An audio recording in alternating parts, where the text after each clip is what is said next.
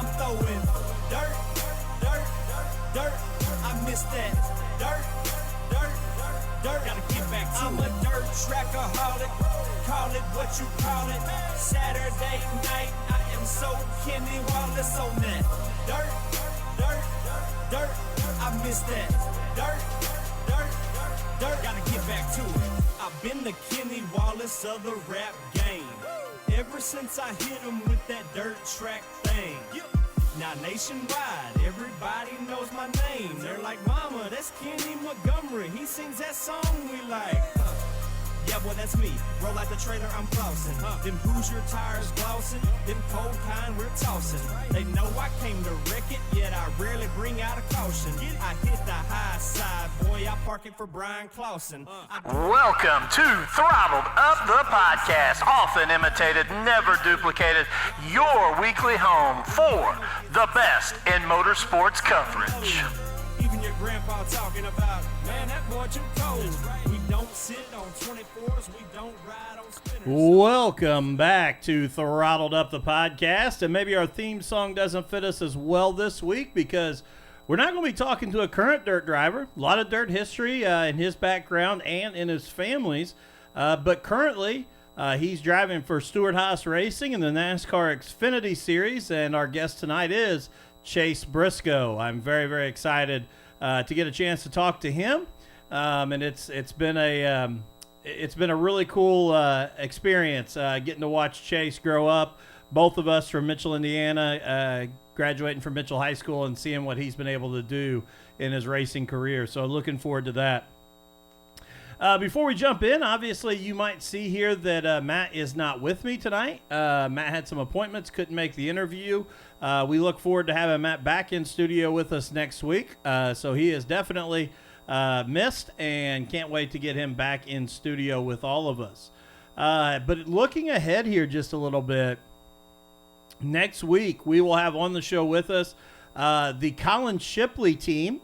Colin Shipley, super late model driver out of Ohio, young guy, doing some big things there with his sponsor Speed Shark Graphics. They'll be in studio with us next Wednesday. And also joining the show is the ever entertaining Ben Shelton there, member of the Dirt on Dirt team. So we'll get a chance to talk to Ben Shelton and you know, along with Colin Shipley and have a little bit of fun next week. So be on the lookout for that. So, guys, we've talked a lot here the last several weeks about, you know, COVID-19 and the seriousness of it. And, you know, I know my partner in Thirsty Goat Entertainment and I, Ryan Bowling, have written some articles about to race or not to race. And I know we're all itching. And as states start to release plans to open back up. And, you know, I know we're all ready to get back to the racetrack. And I have to say, selfishly, I was able to do that this weekend. The Dirt to Media team headed down to Chatsworth, Georgia, to Dogwood Speedway there. It's actually right across the road from North Georgia Speedway, and it is a full dirt kart track. Beautiful facility, very, very well ran, very nice facility. Had 409 karts entered there on Saturday. Just an amazing day. And I just want to give a shout out again to track owner and series promoter Rodney Byers, man. He did a heck of a job. Him and his crew, things moved quickly for the number of karts they had, and just the whole day was really great racing. The surface was unbelievable. Just an impressive deal with what he did down there. And it was my first jump into dirt kart racing, and have to say, not only am I impressed, but had a lot of fun, and it was very entertaining to watch. So shout out to those guys down there. This weekend, kind of looking ahead, hopefully Mother Nature plays fair with us, but the Dirt to Media team will be kind of all over. We got a couple live shows in Tennessee. I will be with the American All-Star Crate Series Friday, Saturday, and Sunday for Mayhem in the Mountains. So we'll be at 3 different tracks, Friday, Saturday, Sunday. So I'll be down there with them doing the production on that broadcast. And then we will also be with the Blue-Gray Series, Burris Blue-Gray Series, kart series on Saturday night. So a lot of exciting things. Hopefully Mother Nature holds out and plays nice with us. So we're excited about that. Again, guys, if you haven't went over to www.thirstygoatent.com, go over there and check it out. Lots of articles, lots of stuff, content we're trying to bring you on that. That's going to continue to grow, so go check it out. Great On the Rocks article this week between Ryan Bowling and I talking about who's on that Mount Rushmore of dirt racing. And then also, what are the tracks that deserve to be on the Mount Rushmore of dirt racing? So go check that out and give it a read. Let us know what your opinions are, where we're right, where we're wrong. We love to always hear that info back from you guys. And then if you head over to shopthirstygoat.com, you'll get a chance to see all of the products that we're putting out. T-shirts, stickers. I got to give a shout out to my wife. She's been designing a lot of different stickers, some really cool ones, and they're up there for sale. So you can go on there and knock those out. Again, free shipping right now. Select that at checkout, and you'll be able to get totally free shipping whenever you check out. So before I turn us loose here and meet Chase Briscoe and get a chance to talk with him, I do want to give a huge shout out here to our sponsors. And I'm going to go through all of them, and then I just want to hit on a few of them there. But that's Legacy Paint and Body there in Columbus, Indiana, new sponsor this year. Can't thank them enough for coming on board. Man, they do some amazing work, and I'm just telling you, if you've not gone and looked at their Facebook page, do so. I'm blown away by the work that they do. Brownstown Speedway, again, no racing this weekend, but looking ahead to when we can open up Brownstown Speedway, and I'm excited to be back at Brownstown and seeing all the racing action there. Don't forget dirt2media.tv, big sponsor of us, and appreciate those guys. Appreciate getting to work with those guys. Go over and get a VIP subscription so you can get all the on-demand races from the dirt tracks here locally, also including Salem Speedway this year, but also be on the lookout for a lot of these live shows that we've been broadcasting. It's a great opportunity to get your dirt fix if you can't get out to a track. And again, this weekend, Mayhem in the Mountains, 3 days, Friday, Saturday, Sunday with the American All-Star Crate Series. Local driver Tyler Collins running that series this year. So get a chance to see some of these local guys here early as they go out and regionally race. Indiana Farm Bureau, Agent Tommy Taylor. You can contact him at 812-346-5664. Can't say enough about Tommy. Give him a chance. Let him run your insurance. See if he can make it cheaper. You know, he's going to try and give you the best for what he can. He is my agent. He is Matt's agent, and we can't say enough good things about him. Gilpin Electric and Generator Services. Again, Bill Gilpin, man, this guy, if you're looking for wiring in a race trailer, if you need an outdoor generator to make sure your home is up and running no matter what the weather is, this is a guy to reach out to. Just an unbelievable human being and does great things for us. Irwin Customs for all of your race body and consulting needs. Get with Brad Irwin there at Irwin Customs. OCC Seamless Gutters and Construction, man. My guy Jeremy Owens, man, doing big things. He's got some of the coolest gutter colors you can pick out. It's really gone from just a necessity to have gutters to being a statement in how you design your house. So go check him out. Also doing construction now. Just a great guy to work with as well. Don't forget about P3 Graphics and P3 Racing Shirts.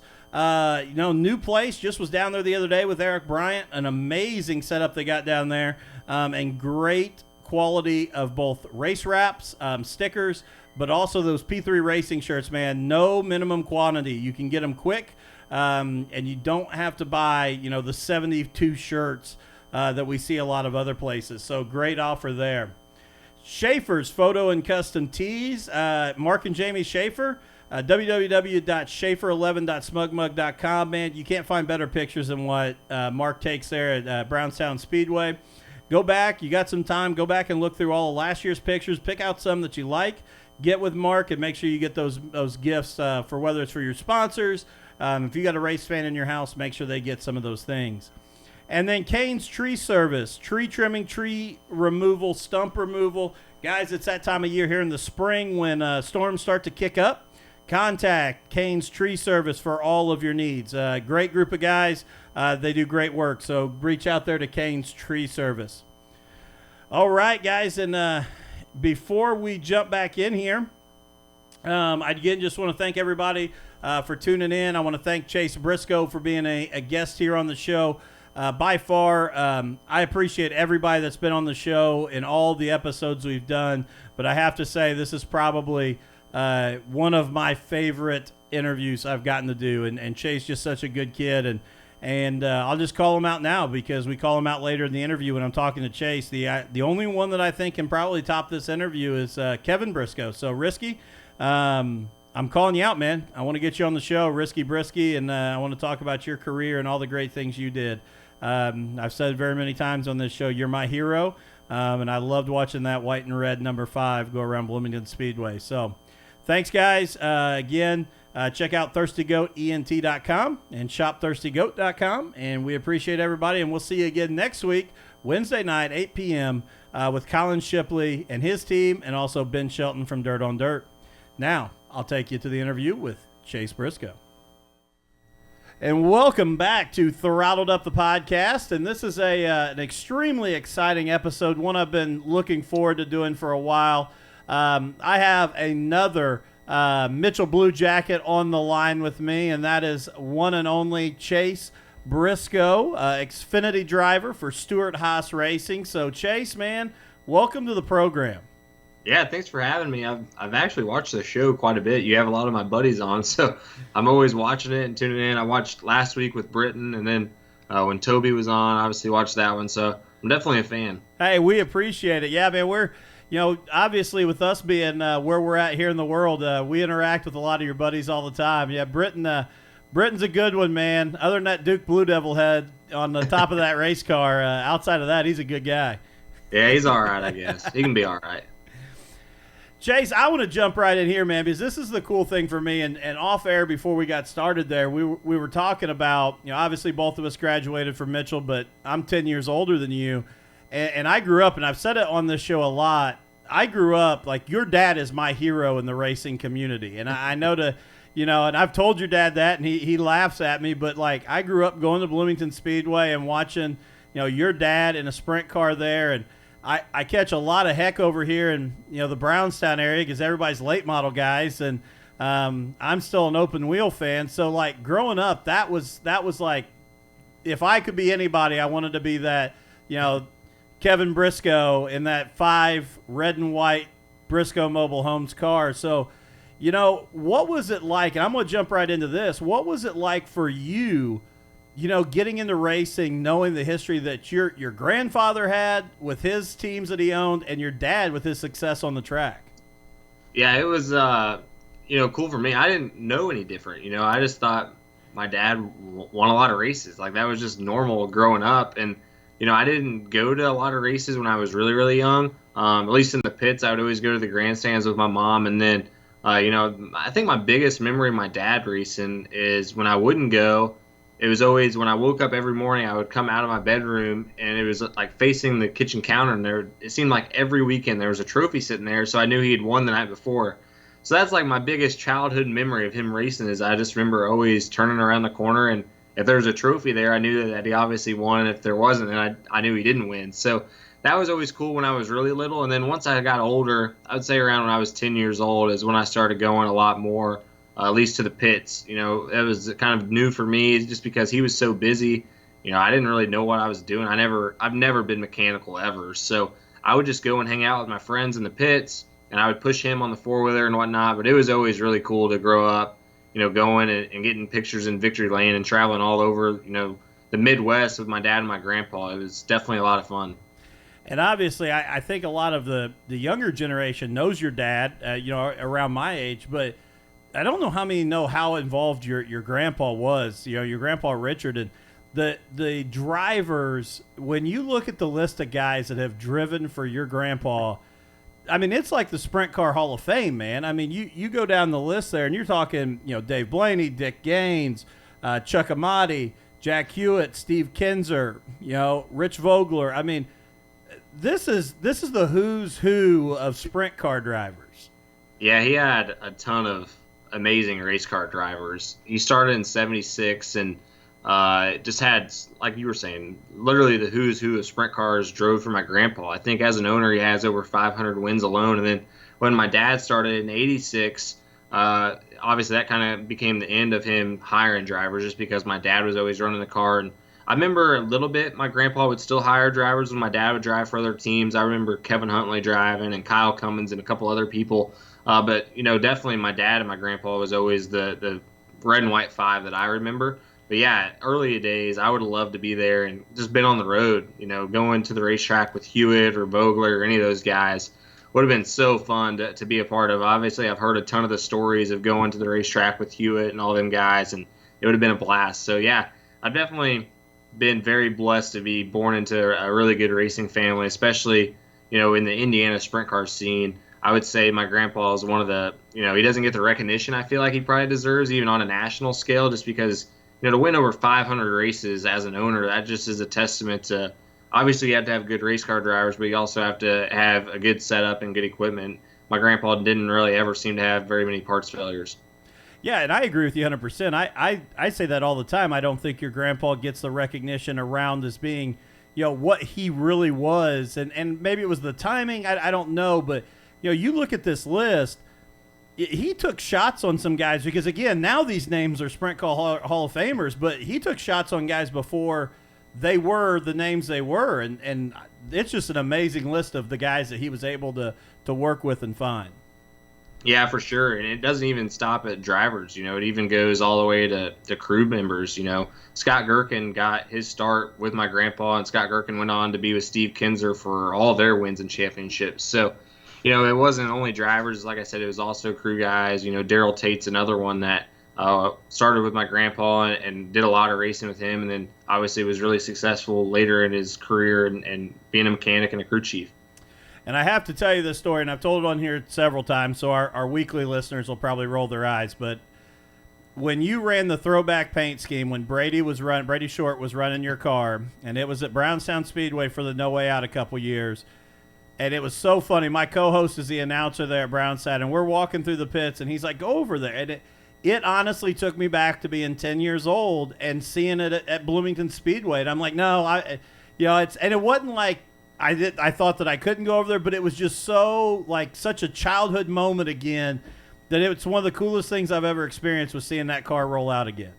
Yeah, I agree with you. We had talked about it, and I wanted to do it just because that was the car I remember growing up, was always the red frame with the white body. It was plain, but it looked so cool, just how it just popped for whatever reason, especially at Bloomington with the red clay and everything. And I was obviously in North Carolina when the car got wrapped and everything, and I remember them sending me pictures, and I was like, man, that thing is by far the coolest looking race car we've ever had. And to see it on the racetrack was so cool. And I actually got to go run that paint scheme in Fremont, Ohio, and ended up winning in it. So that was super cool for me to be able to get a win in that paint scheme.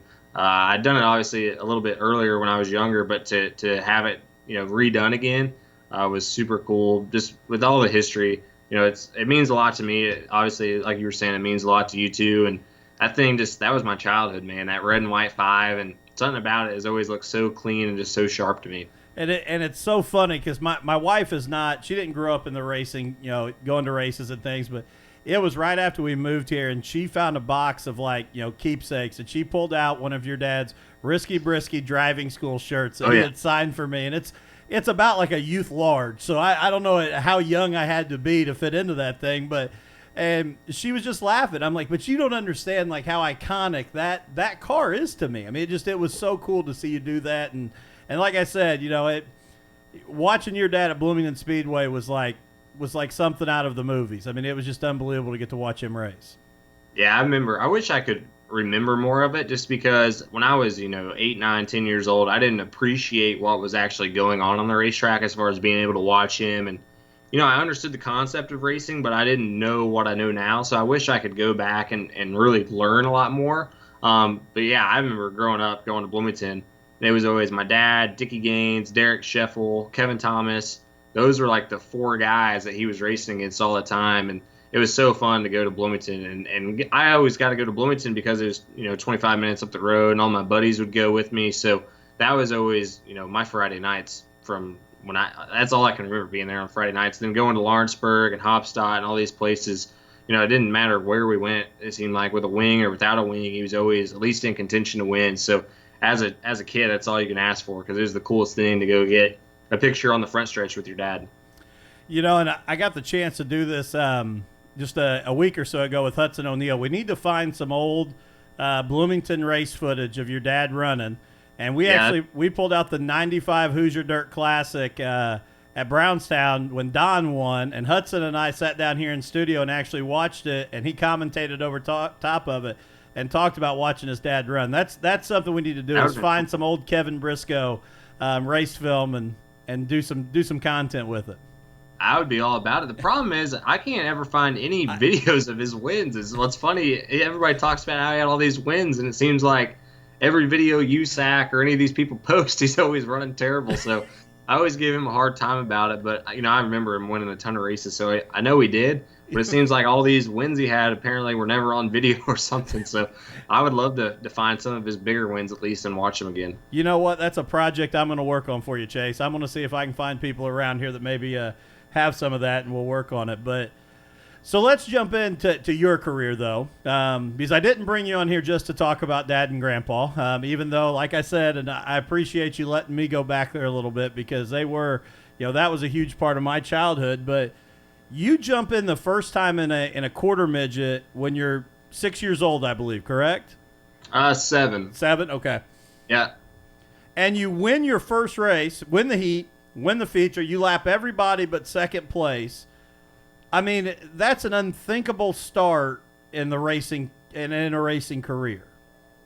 I mean, it wasn't like there was a ton of and I'm not trying to sound cocky, but a lot of those kids, they were just as young as me, and they didn't grow up around the racing like I had. So I had a pretty good understanding of at least what to do, where a lot of those kids, some of them were learning the flags for the first time. So it's not like it was this major race or anything. I think there's only like 7 or 8 cars. But, for me, I'd grown up around it. So I understood it. I watched all the time. Even though I didn't know what I know now, I at least understood the concept of what was going on and how to make passes, just because when I went to the racetrack, I went and ran around and played. But when my dad was on the racetrack, or a sprint car in general was on the racetrack, I was watching. I was intently paying attention. So, I felt like, I won or whatever at 7, but it's not like it was, this crazy big race or anything. I think it was just a local show at Indianapolis. But it was definitely fun. I wish I could have raced more when I was younger, just because I didn't race like a lot of these kids did. You're saying you weren't racing Kevin Thomas and Dickie Gaines at that point? No, not at all. Not at all. But, obviously, then you take a huge break before you jump back in a car. And then at age 13, you get in a 410 sprint car. And I have to say, Josh Moffitt's a good friend of the show, too, and, runs sprints. And we talked to him about the first race car he jumped in was a 410 sprint. What's it like feeling the power of a 410 sprint car at 13 years old? I don't know what my dad was thinking, honestly. Like you were saying, I started when I was 7. And I ran a quarter midget twice, and then I didn't race again until I was 11. And then even when I was 11 and 12, I think over that 2-year span, I only raced maybe 18 or 20 shows in a mini sprint, just because my dad was racing all the time still. So, for us, we didn't have the money or even the time to go run 2 different types of cars. So, we were talking about it one day, and, our whole goal was to go sprint car racing eventually. So, with how Paragon had it where you could run, everybody runs a feature, we had all of our old sprint car stuff sitting there that my dad had ran. And, the mini sprint deal, even if we would win, we would get $50, and it cost you the same amount of money to go run the mini sprint as it does the sprint car. And if I ran last in the sprint car, I'd at least get $150. So it just made a lot more sense if I was going to go sprint car racing just to go ahead and start. And we went and did a test at Paragon just because my dad wasn't going to put me out there if I couldn't control it. That was the big thing with him, is I got to be driving the race car. The race car can't be driving me. So we went and did the test, and, I'll still never forget just firing the thing up and running quarter throttle down the straightaway, how much power this thing had compared to what a mini sprint had. It was unreal to feel that amount of power difference. So I started off, and we tested the wing car for half the day, and then ended up taking the wings off. And then, I think a month later I was racing at Paragon for the championship. And that's one of those stories that amazes me, because, you think about, but when you talk to racing families and people that have grown up around it, it's just like that. Your dad, people may think, oh my gosh, what was Kevin thinking sticking Chase in that? But your dad had a plan. He was going to watch. If you couldn't control the car, you weren't going back out. So it was a controlled release of you being able to go out and do it. Yeah, for sure. And that even, all the way through my entire sprint car career, anytime I would start doing something that he felt like was out of control, it was getting put to stop pretty quick. So, I remember my first year even running at Paragon, I got into a guy. I didn't mean to. I just made a mistake, and he was known for fighting. This guy, if you got into him, you were going to get punched in the mouth. And I was a nervous wreck, and my dad made me walk down there, apologize, shake his hand. I mean, that was just how it was in my family, is you were going to race with respect, and you were going to respect the sprint car because you knew what it could do to you. And that's, one thing a lot of these kids that I feel like at least even running sprint cars now or midgets, they don't respect them because they just didn't grow up around it. Where my family, they knew what a sprint car could do to you. And that was just kind of the difference. And, even going back to that test session, if he saw that thing was going to be driving me instead of me driving it, we weren't going to go race it. We would just wait longer until I was ready. But he felt like I was ready at that time to not put myself or others at harm. So that's why we went ahead and did it. And then, one thing that you're really well known for is at the end of that season, you pick up your first win and you break Jeff Gordon's record for the youngest driver to win in a 410 sprint car at 13 years old. Jeff was 14 years old. At 13 years old, do you understand the magnitude of that, breaking that record? No, I don't think so. It's super cool now, but at the time, I didn't really even know what I did, I guess. What's crazy is we won that last race of the year. I should have won probably my second race ever in the thing. We ran, I think, 9th or 10th my first race in a sprint car, and then we go back the next week, and I think I led 23 out of 25 laps. And I did this huge wheelie and about flipped over backwards, and I ended up getting beat and running second to Kyle Cummins. But I don't think I really knew what I had done, just because, for one, we didn't even know I did it. I think it came out a year later. This guy had went and backdated all these results and realized that we did it. But it's definitely been kind of, my sprint car career and dirt career, I don't have any big wins. I barely, honestly, truthfully won in a sprint car. I think I only had 5 or 6 wins over a 6-year period. So it's not like I had this crazy resume to get to where I am now, but I always had that stat to lean on. That was kind of what separated me from everybody else, at least on the dirt side. So it ended up being a huge blessing in disguise. But at the time, I definitely didn't really understand how big of a deal that was. Just because anytime you can be with Jeff Gordon in anything, it's a big deal, obviously, in the motorsports world. Yeah, and even, obviously, NASCAR, but for those who maybe are just NASCAR fans, when you start talking about, Gordon in Indiana in an open-wheel car, anytime your name's mentioned in that same category, too, that's special company. Yeah, for sure. I mean, anything with Jeff, whether it's sprint cars or, NASCAR, even if you were on a rental go-kart, and you set a track record that he had before, I mean, it's going to be a big deal. I mean, he's one of the icons of all of racing. He's one of those names like AJ Foyt or Mario Andretti. So to do anything associated with him was definitely a big deal. And I do want to bring up one thing, because I think, and I'm going to tell you this story here a little later, but I think that a lot of times people think that because of the success that your dad had, because of the success and that your grandpa had as being a team owner, this idea that it was just kind of, well, you just had the best of the best, man. You were going to roll out and have the best stuff. And growing up around there and knowing your family, that's not the case, man. You made a lot out of what you had available. Yeah, my grandpa, when he first started, obviously it wasn't the best, but then there for a while he did have really, really good equipment. And even my dad at the beginning of his career had really good stuff. And then at the later part of my dad's career, with the economy and everything tanking, and we were in the mobile home business, we just started running used stuff for my dad. And when I started, we ran a motor from 1993, I think, or 98. I mean, this thing was old. It was, I think on the dyno, 710 horsepower compared to everybody else. If you have an 800 horsepower motor, it's small. So, I ran my dad's old 2004 Stealth. I mean, we never had anything new by any means. So yeah, it was definitely, at the time, I didn't realize that it was a disadvantage, just because I'd never driven anything that was brand new. And now that I've done the NASCAR stuff and came back, and I've bought new race cars and had lightweight stuff with the best stuff, I mean, it's sickening to know what I was racing against that whole time, just because it truly does make a difference even on the dirt side.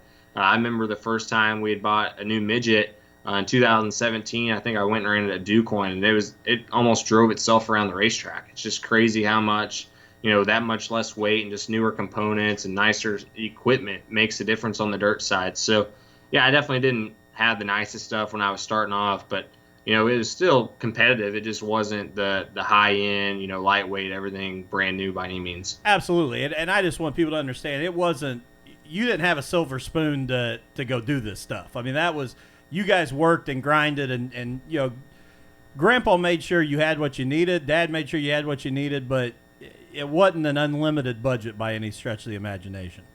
No, for sure not. My dad had taken out a loan one time just to buy a used car, and I remember we destroyed it, and I went and ran a 1999 Stealth for a couple weeks. So, I mean, we definitely weren't running new stuff by any means. We always just tried to make up with what we could, and like I said, it wasn't like it was the worst stuff in the world, but it definitely wasn't the nicest stuff either. It was kind of somewhere in the middle. So, for us, growing up non-wing racing, it's a lot easier to go compete non-wing wise than it is wing wise. So, it definitely helped out a little bit. But yeah, it would have been awesome to go run dirt stuff and brand new stuff growing up. But, I think it definitely would have made me a worse race car driver looking back on it, just because you're always when your car's perfect, it's a lot easier from the driver's side of things. And when you have to actually work for it and try, and you're not having a perfect driving race car, it makes you as a race car driver better, I feel like.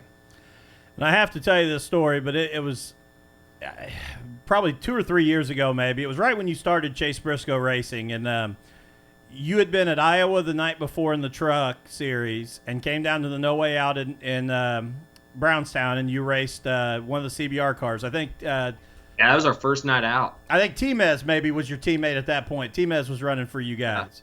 Yeah, that was our first night out. Well, I'm sitting in the stands, and there's a group of fans up there, and I'll never forget it. They start in on you about, this kid, NASCAR money. He thinks he's all fancy, NASCAR this, that. And I finally just turned around. And I'm like, guys, what would you rather him do? He raced at Iowa last night and made sure he came here. He's supporting the dirt community. He's got T-Mez in a car. He's doing everything to help build what we love. I said, would you rather him just tonight maybe hit St. Elmo's for a big steak and not come and race? And it was so funny because as soon as I called him out and said something, it was like, and I'm like, dude, the kid has worked for everything he's ever gotten, and he's given back to the sport. So for me, I want to tell you I appreciate how much you've done to give back to the dirt community, even with your career in NASCAR. Yeah, I appreciate it. And honestly, the whole reason we did any of that stuff is obviously it's something that I'm super passionate about, but it wouldn't have been possible without Briggs Cunningham, the guy I drove for in ARCA. We started talking to him when I went truck racing the year after leaving his team about how my grandpa missed sprint car racing, and he was like, well, what's it going to take to go start a sprint car team again? So we figured up some numbers and told him, and we went and bought all brand new equipment and hired T-Mez because we felt like he would be a really good guy to kind of evaluate the equipment. And it was fun for the 2 or 3 years. We still have some of the stuff. I'm so busy now I can't run it. And then Briggs has gotten sick for a little bit, so it kind of got put to the side. But yeah, it definitely, that was my dream growing up, is if I ever made it to NASCAR, I wanted to give back to sprint car racing, because I always saw, guys like Tony Stewart, guys like Casey Kane doing the same thing, and I thought it was so cool that they always did that. So, if somebody didn't take a chance on me on the stock car side, I would have never been able to be where I'm at now. So I wanted to do the same thing on the dirt side, and it obviously started with T-Mez, and we did Logan Seavey, and then tried to bring Dave Darlin back, and then that's kind of when the whole team went south. So I would love to start it back up again if we could ever find a big sponsor or whatever to do it, because it was a blast for, not only me, but my whole family. Let's start moving into when you go from dirt to asphalt, and you end up in the Speed Channel's Stock Car Dream Challenge with Michael Waltrip. How did that all come about?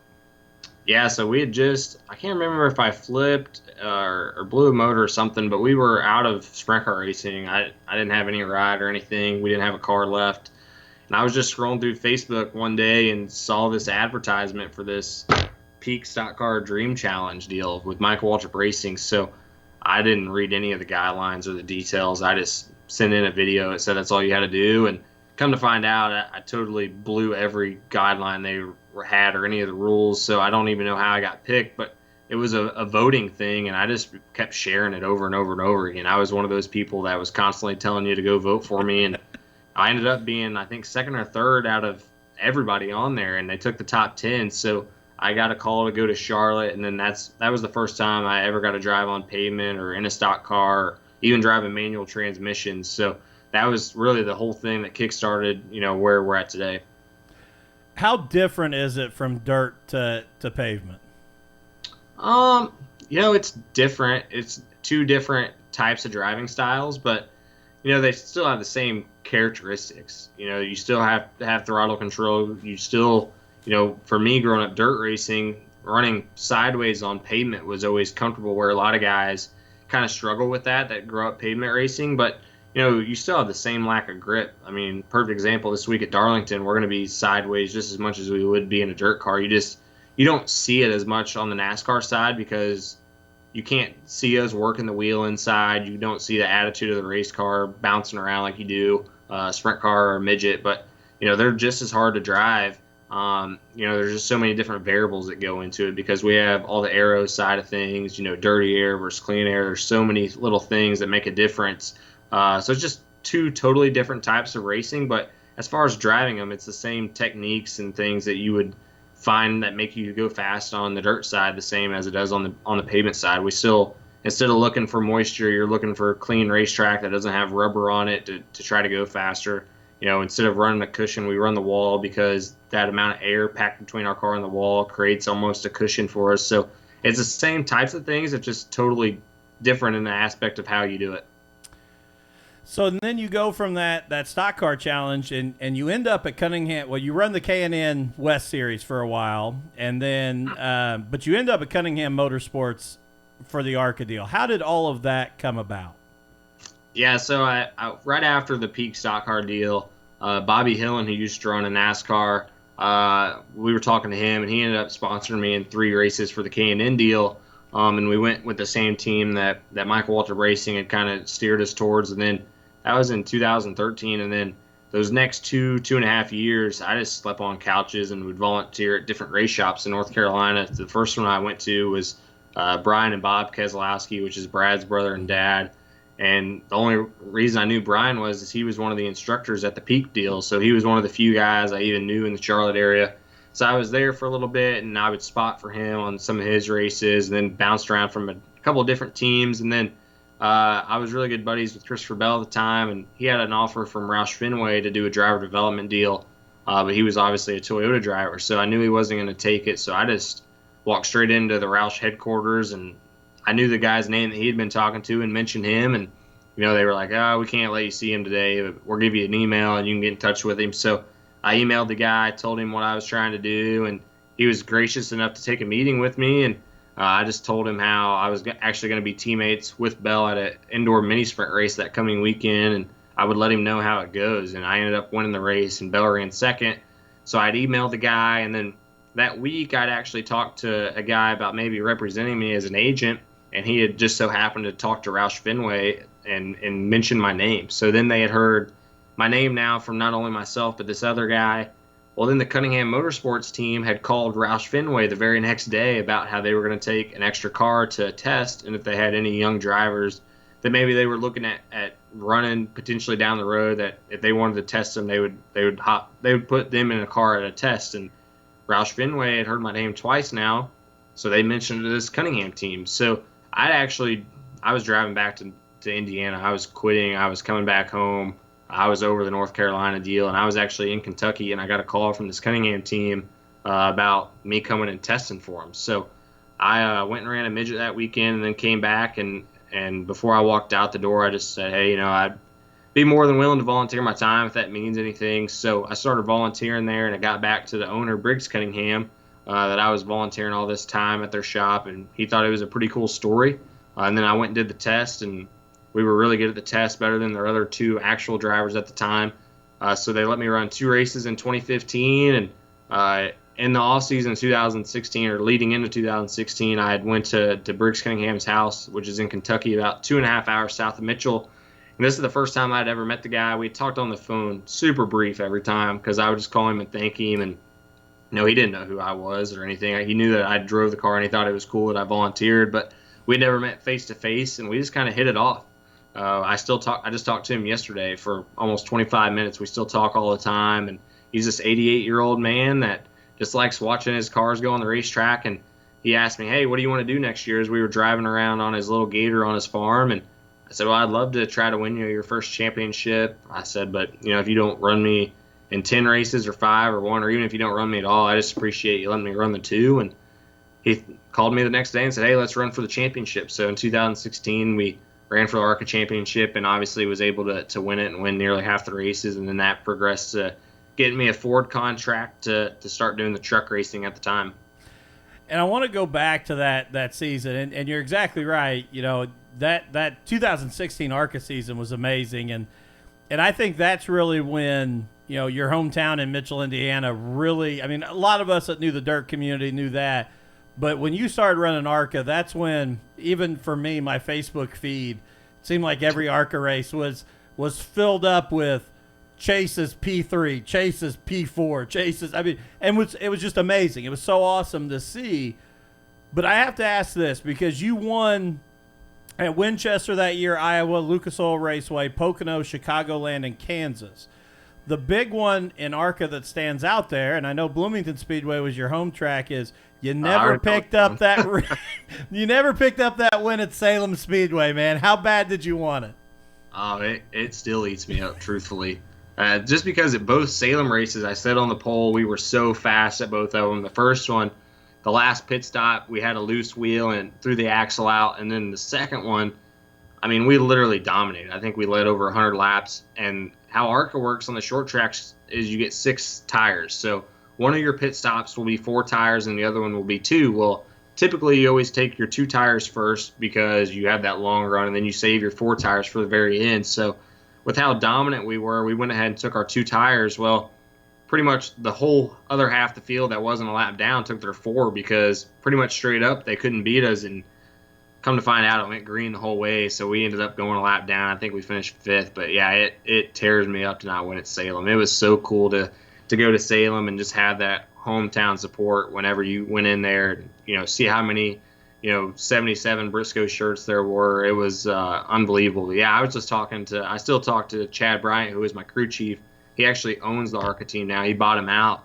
And we talk all the time about how can we somehow go back and run Salem, because it tears both of us up. We both want to win that race so bad because we knew how we let it slip away. So at some point I'm going to go back and run Salem. It's just a matter of figuring out when it makes sense and when we can do it. Well, please do, because even though we can't broadcast the ARCA races, Dirt to Media, I'm a partner in that, and we're actually doing all the live races for Salem this year outside of USAC and ARCA that have their own deal. So I would still love to be there to watch you come back to Salem, because not to bring up a tough spot, but I would like to see you win at Salem just as bad. So yeah, I definitely want to. Me and Chad were joking, what happens if we go back and don't win again? So it's one of those things like, man, it would really tear us up if we go back for a 3rd time and can't get the win. So we both want to do it. Like I was saying earlier, Salem meant so much to me just because, growing up, my grandpa and my dad would always take me to the USAC races there, and that was the only pavement racing I ever watched growing up. So,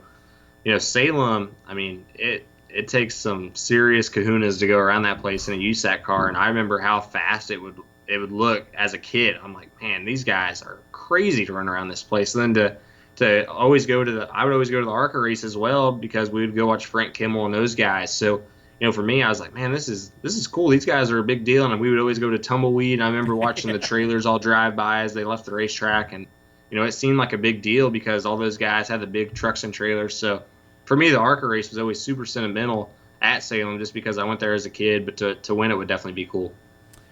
And then obviously you end up in the truck deal, and so you start running the trucks. And what was it like, making that transition even from ARCA to the full-time NASCAR Truck Series?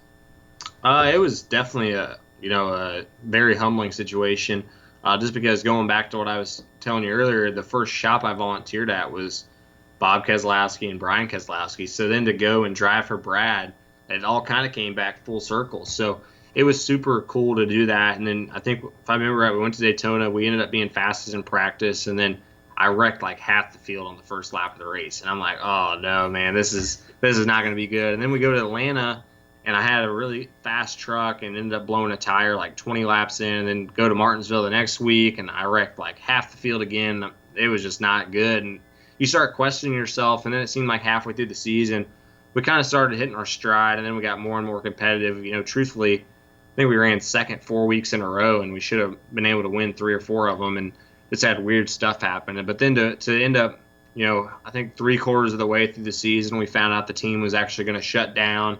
And then to go to Homestead, the last race ever in the history for Brad Keselowski Racing, to be able to go there and win the race, it was super cool to be able to reward Brad, to be able to get him his last win as an owner in his last race, and kind of say thank you for him taking a chance on me. How crazy is it just from the adjustments, but to go from Daytona to Atlanta to Martinsville? I mean, you can't talk about 3 more different racing styles and tracks than those 3. Yeah, they're definitely all 3 totally different, and even just the truck to the ARCA car is so night and day different. The 1.5 mile stuff, like in Atlanta, in an ARCA car, we would use a little bit of brake, but we would be all the way out of the gas, where in the truck, pretty much every 1.5 mile you go to, you run wide open for at least 8 to 10 laps, just because they have so much downforce. So just trying to understand how different those cars or trucks drive. And then even Daytona, they punch such a big hole through the air. The drafting style is totally different. The ARCA race is normally pretty single file. Everybody stays in a line, where the trucks are 2 and 3 wide. So it was definitely a very eye-opening experience going to Daytona. And then to go to Martinsville, a tight little paperclip bull ring where you're beating and banging with, Johnny Sauter and Matt Crafton and guys that are kind of staples of the truck series as a rookie, was definitely super eye-opening too. So it was kind of the perfect scenario, I think, looking back on it, to go to those 3 racetracks at the beginning, just because it kind of got you acclimated to what you're going to expect for the full year. So then after that, and obviously, like you said, Keselowski, Brad's truck team shuts down, and you end up over did you go straight to Stewart-Haas? So the whole thing with Brad's team the whole plan was from Ford, I was going to run Brad's truck for 2 years, then go to Xfinity for the following year for year 3. And when Brad's deal shut down, it was so unexpected for everybody. It really kind of threw everything haywire, just because of how late in the season it had happened. I want to say it shut down, or got announced it was shutting down at the beginning of September. Well, that kind of made it where it was hard to find anything. So the following year, the plan was I was going to run 12 Xfinity races for Roush Fenway, and then 5 races at Stewart-Haas, which put me at 17. So I was going to run part-time the following year, but like I said, the whole plan was to run the truck series again, and then that obviously all got changed. That's when you were also running some of the sports car stuff too as well that season.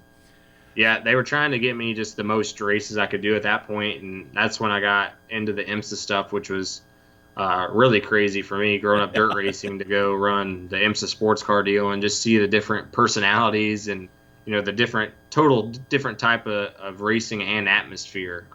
Was definitely crazy. I think I ran 8 out of the 11 races that year, and got to go to a lot of racetracks I would have never been to. I got to run obviously the Daytona road course, but then I got to go to Lime Rock and VIR and Road Atlanta, and I even went to Canada. So there was a lot of different racetracks that was cool for me just to go to, because I had ran them online and whatnot, but never expected to run them in real life. So now let's talk about that, because your first win in the Xfinity car in the 98 there for Stewart-Haas Racing happens at the Charlotte Roval. The first year the Roval is pulled out, and I got to say, as a NASCAR fan, I think that is the greatest thing they have ever done. I love the Roval. I love watching the race. But you pick up the win there. Do you contribute some of that time in those sports car races to helping you on that road course, that road oval? Yeah, for sure.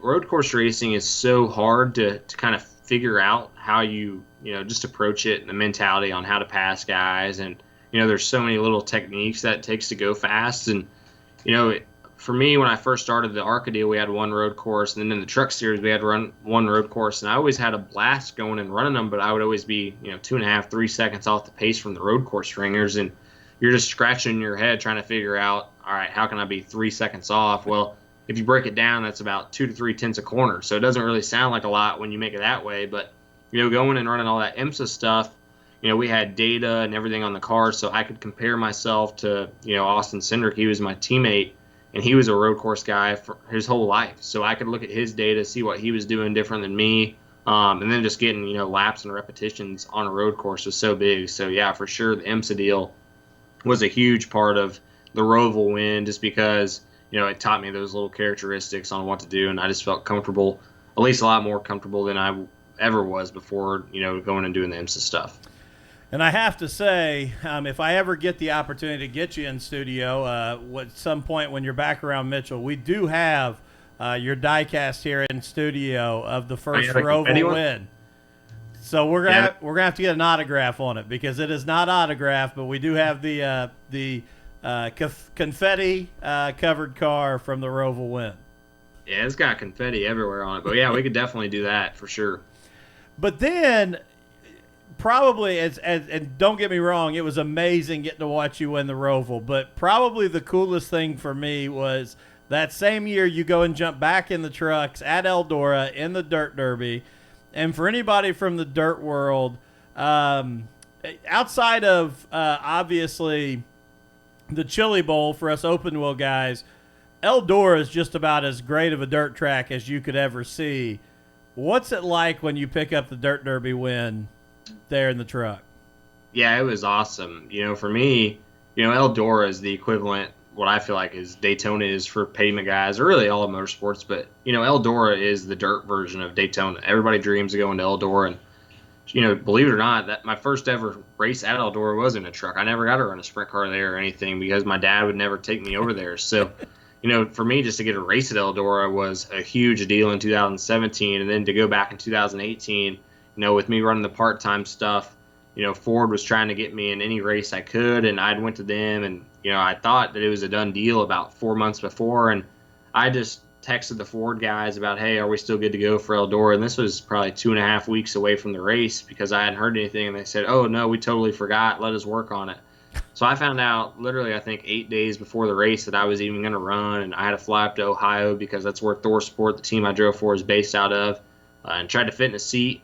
So it was super last minute, first off, and then to go there, and we didn't have any points, so we had to race our way in, which was a little bit stressful, and then we ended up, I want to say we won our heat race, so we started up front, and then the race kind of was up and down. We started off really good. I was just kind of riding around in third, and then we did a different pit strategy than a lot of the guys, which put us restarting, I want to say 18th or 19th with like 45 to go, and I truthfully thought the race was over because it went really long green, and then we caught a couple cautions at the end that kind of saved me. And then I ended up having to start on the front row, I think, with 8 laps to go with my dirt driver in the sprint car world, Logan Seavey, starting beside me. So it was super cool to be able to do that. But then to win at Eldora, yeah, it was, like I was saying, it was special for me just to get a race there. But then to actually win there was a huge deal. And then to do it, for me, that Xfinity year running part-time up until the Eldora race, it was terrible. I think I had one top 10 maybe in 8 races. It was just a really rough year. I was down on my confidence and everything. So to go there and win that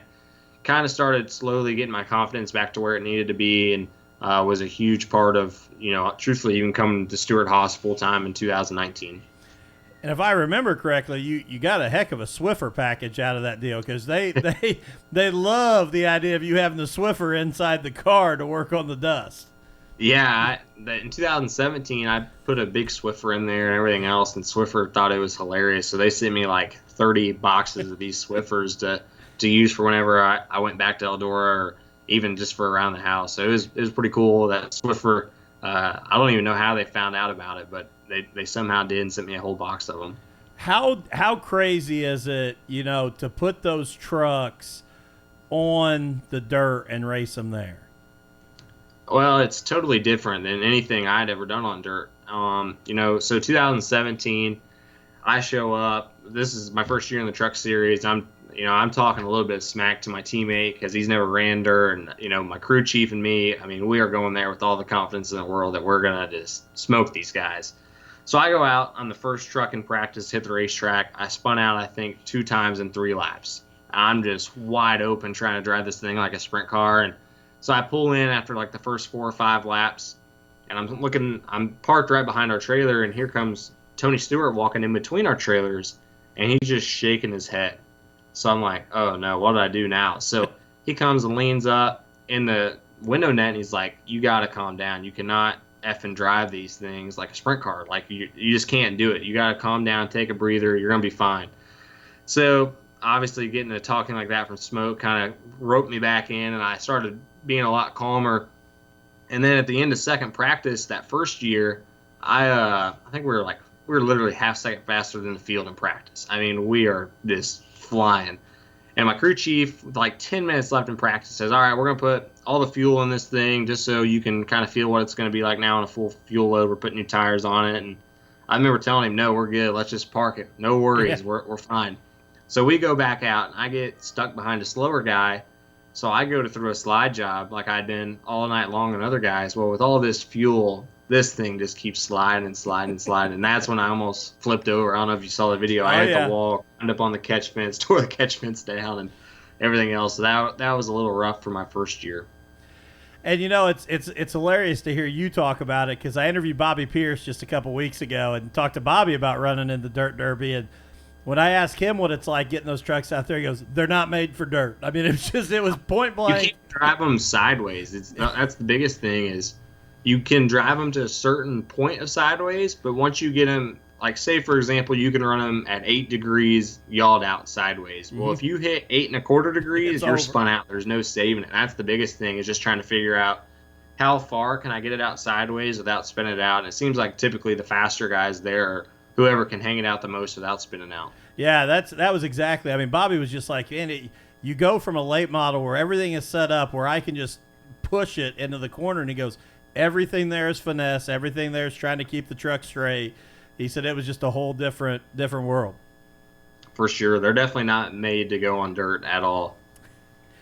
So, and then looking ahead, obviously, you know, and I know this about you, and it's been out there, obviously, in the NASCAR world, too, racing at Stewart-Haas Racing. And we already talked about Gordon and the connection to Gordon here in Indiana Open Wheel, but I grew up a Tony Stewart fan, as big a one as there could be.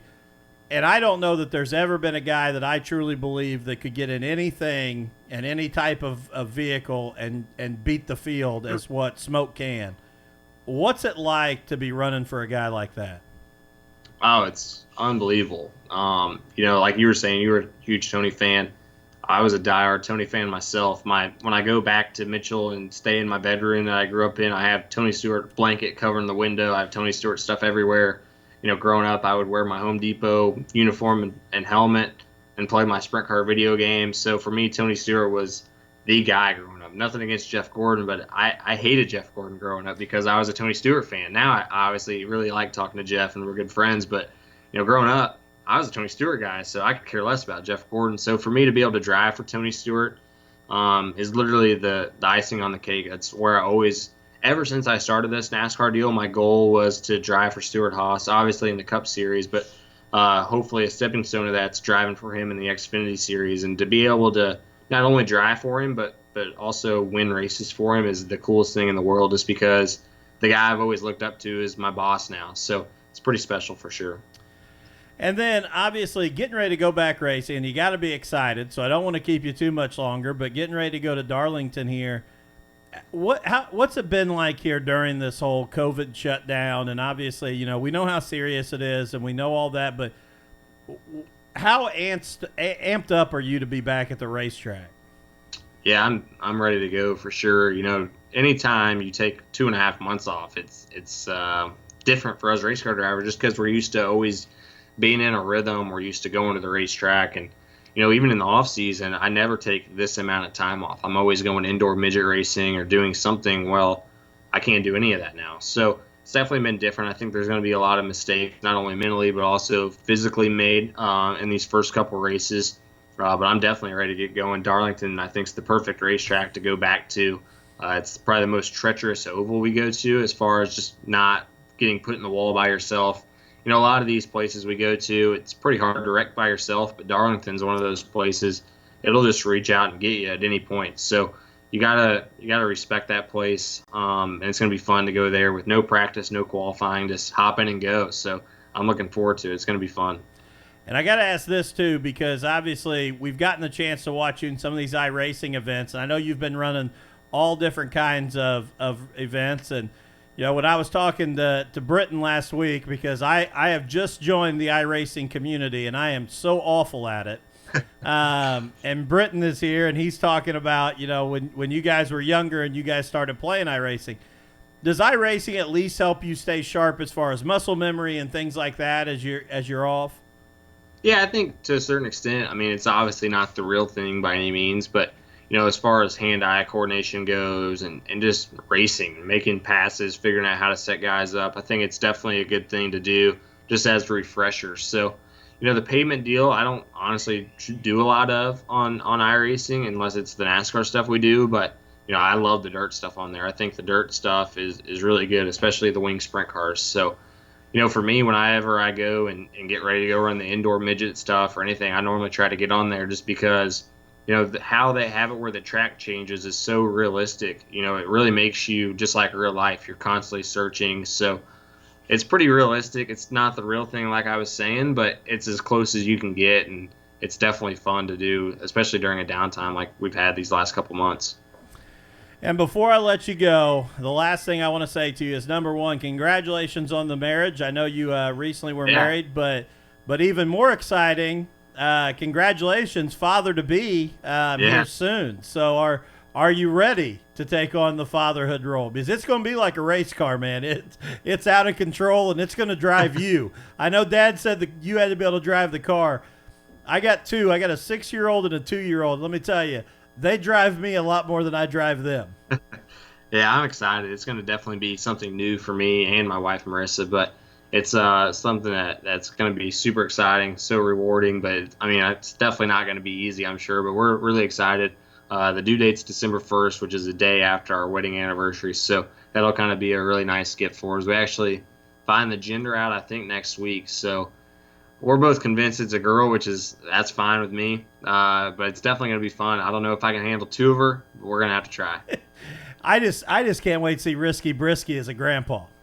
He's pumped, let me tell you. He is so excited. He's been talking about it a lot. I can't imagine. And if it is a girl, you know, that red and white paint scheme may end up being pink and white, and it'll look really good at some point too. Yeah, we're have to. Who knows? If they want to race, I'm sure we're let them do it if that's what they want to do. But you know, it's definitely going to be fun to see what my dad does in the grandpa role. I know he's been in love with our 2 dogs we have, so I can't imagine what he's going to be like with the grandkids. So he's definitely super excited. It's going to be fun whenever it gets here, and we can all experience that together as a family and just, you know, like I said, experience it. It's something new for all of us, so it's going to be fun. Well, Chase, man, I won't keep you anymore. I want to say again, thank you so much for coming on. I can't tell you how much I appreciate you taking the time out to talk with me. And again, and I know I say this, but honestly, as a kid that grew up in Mitchell as well, thank you for not only representing Mitchell, but continually remembering that, because so many times people that go on from Mitchell or from smaller towns anywhere, you end up coming from Indianapolis or from Cincinnati. You have held on that, no, I am from Mitchell, Indiana, and that to me means as much as anything. So I appreciate it, and man, I can't tell you how big of a fan I am of you as well, and I can't wait to see you back in the NASCAR Xfinity Series. Yeah, I appreciate it. It's definitely, you know, super humbling and just crazy the amount of support, not only from Mitchell, but also Lawrence County and whole. You know, Stewart-Haas was having me get a collection of all my social media stuff for sponsor stuff, and part of that was getting our Facebook numbers. And out of all of the people that we have on there, I think there's something like 18% is from Lawrence County. It's our biggest market. So it's pretty cool to get on there and see how many, you know, people from Mitchell and Bedford and all that stuff follow me. And it's definitely humbling, like I was saying. But yeah, definitely a Mitchell guy.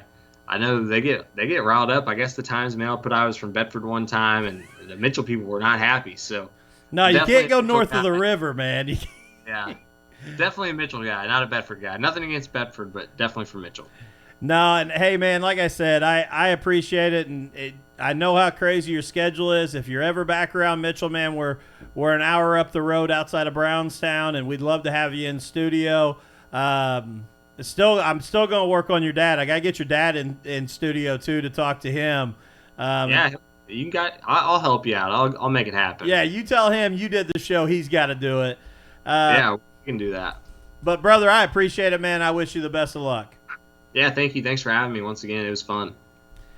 All right, man, and we're clear on that. And Chase, I do mean it. I'm gonna look for see if I can find any Bloomington film of your dad. I know. Yeah, let me know. I can't find any. I've found a couple. Like we had some VHS tapes, but USAC's been posting a ton of the old races, and I can't find any. I know 2002 or 3 or it may have been 1 even. He won the Sprint Week races there, so they don't even have those. They said on any of their tapes, so I don't know how to find any of it. I'm going to dig and look because James Essex has been working with us on the late model side, and he's been a huge help. So I'm going to see what he can do to help me out to see if we can dig out. And like some of the ones we've done on the late model side have legitimately been handheld camcorders by somebody in the stands. But It's sweet. Anything we can get, man, to go back and be able to watch some of that stuff would be awesome. Yeah, I would love to do it. Definitely let me know if you find any. Sounds good. Again, man, I won't keep you. I appreciate it. Thank you so much, and we'll be in touch, and we'll be cheering for you. Yeah, no problem, man. Thank you once again. See you, Chase. Yep, see you, bud.